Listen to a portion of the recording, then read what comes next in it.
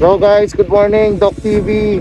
Meron kami short ride kasama si Kuya Jun. So sasamahan namin yung aking bayaw na si Kuya Jun. First time niyang mag-rides gamit ang kanyang bagong motor. So first stop namin after namin magpagas. Ayan, so ito ang aking Duke 390. And of course, Kuya Jun. Ayan, first time niyang mag-rides ng medyo malayo. And of course, Dadudu, aking pamangkin. Ayan. Okay, so ang way namin is going Mountain Province. Lalabas kami ng Bontoc to Banawe.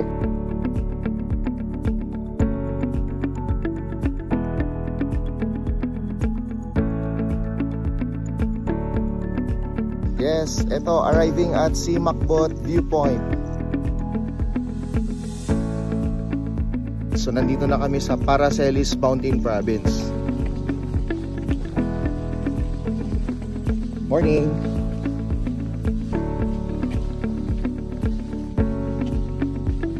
Simakbot Viewpoint.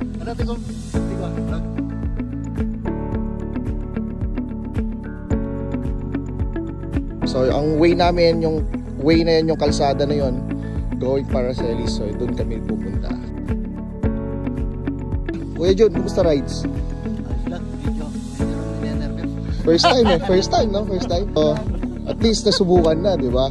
Siyempre, first time rides. Sorry.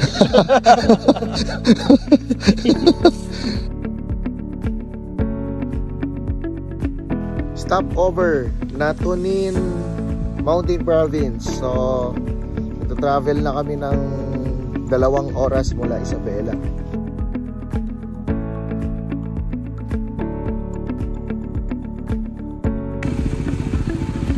Kuya Jun, kumusta rides? Ayos na. Kayang-kaya? Kaya pa.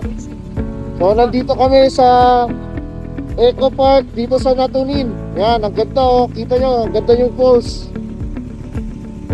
Yan. Oh, kita nyo, may mga tao pa. Mga bata naglalaro. Ang ganda ng falls. Nasa tabi lang ng highway oh. Yes guys. So dito sa Kadangan Viewpoint, isa siyang pinakamataas na viewpoint dito sa area ng Mountain Province. So eto sa aking paligid, kita nyo, ang taas guys. Kita nyo yung mga kalsada dito. Ayan, diyan kami nang galing. So nag-i-enjoy, first time rides ng ganito kalayo ni Kuya Jun. So ano yun, nakarating na kami dito sa Natonin, Barlig. Ngayon eto, dediretsoy na namin hanggang Bontoc Mountain Province.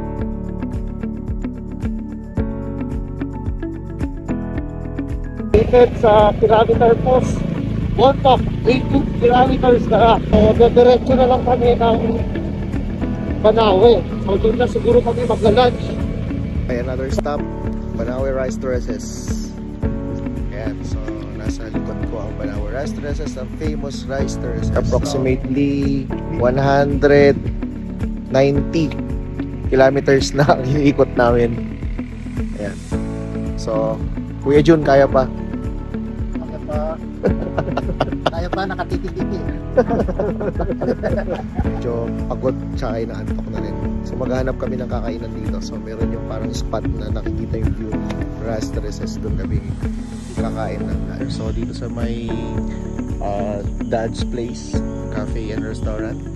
So dito kami, ayan. So masisilayan mo yung Banawe Rice Terraces. So tatahakin namin, napag-usapan namin na Mayaw-Yaw, Aguinaldo, lalabas kami ng Ramon, Isabela. Yan, so lunch muna kami. So pag nandito kayo sa Banawe, try to visit here, Dad's Place. Okay dito, kasi dito na kami kumain dati ng mga tropa. Shout out sa mga tropa ko sa EURC and of course EER, Ichague.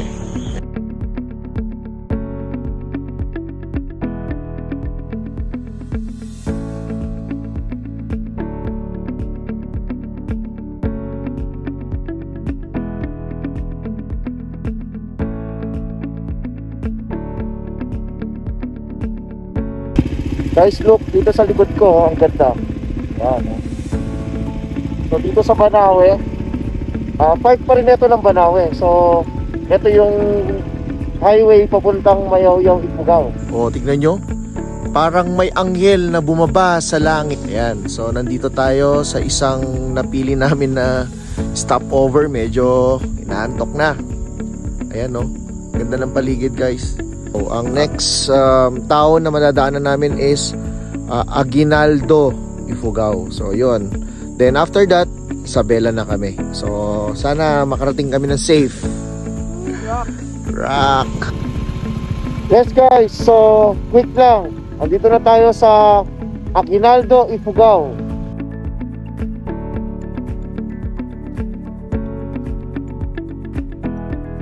Ito na siguro ang last stop namin para sa mga pinuntahan namin. So, pababa na rin kami. Darating na kami ng Isabela. Ayun, touchdown na rin kami mamaya.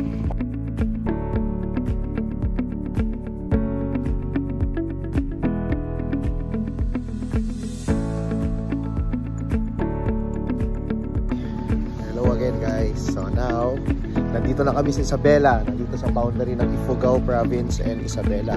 For almost 12 hours na nagmomotor. Diyos ko, grabe yung mga dinaanan namin. Pero exciting, masaya. At least nag-enjoy si Kuya Jun. Hope mag-enjoy din kayo. At mas marami pang ride na mapupuntahan. First long ride ever. Nagsimula kami sa Simakbot, Paracelis, Natonin, Barlig. Lumabas kami ng Bontoc, tas Banawe.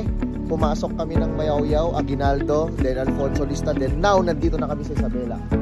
Solid. Kuya Jun, idol. Ayos. Guys, shout out sa lahat ng manonood. So, stay safe tayo and have a safe ride. Hold me close, show me